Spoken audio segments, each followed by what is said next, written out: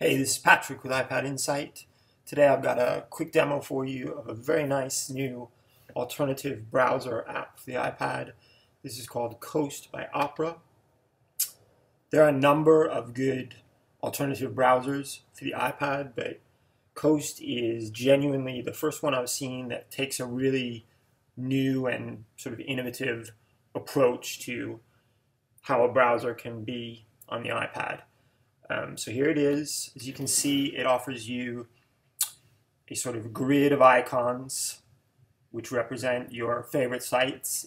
Of course, it's completely customizable, so you can easily get rid of a site on here if you don't like it. It comes with some preloaded suggested sites, and all you do is you work with this in a very similar way to working with app icons on the iPad itself. So with a tap and hold, you can now reposition this icon. If I want it to be in the top row rather than the bottom row, I do that. If I don't want this site to be among my favorites at all anymore, I just drag to the top to remove it from that grid. If I regret that action, I can pull that back down. You can move them between the grids as well. And with a tap on the screen, you stop them wiggling. Again, very similarly to how you operate on the iPad. So let's fire up a site so you can see how this looks when you're working with a website. So here we've got John Gruber's Daring Fireball. These scrolling is very fluid and quick. Loading articles is also, loading pages I should say, is also quite quick. One very nice feature that you'll notice early on with Coast is that you can use swipe gestures for a lot of things. For instance, just a quick swipe right has taken me back to the home page, and a swipe in the other direction takes me back to the article I was looking at. A quick tap on the three buttons at the bottom right gives you a card-style view of pages you've recently visited. So I can easily tap back over to go to CNN. Again, I can load an individual article from the home page with a quick swipe, return to the home page. If I hit the grid button, I come back down to the main screen of Coast, and I can go and look at another favorite site. So all very fluid, all very fast, a little bit of a magazine, almost Flipboard style feel to some of the interactions on here. A couple other nice little features. You can load your favorite music streaming service or app, for example, in here, and easily control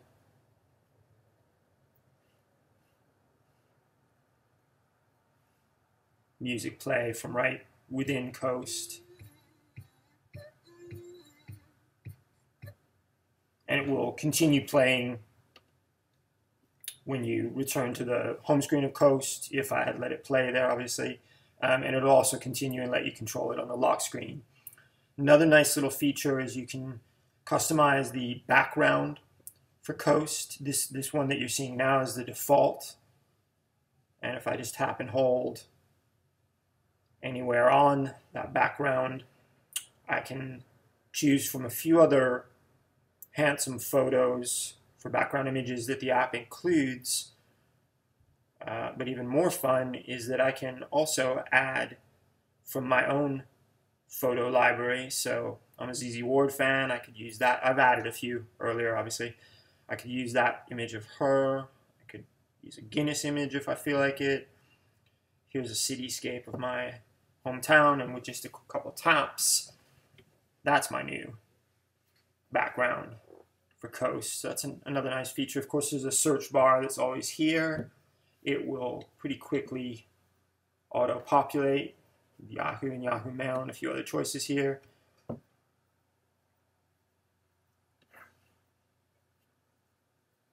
And you can see again, because we just visited Yahoo, it's down here among recently visited sites. And if I want to, I can just quickly add that to my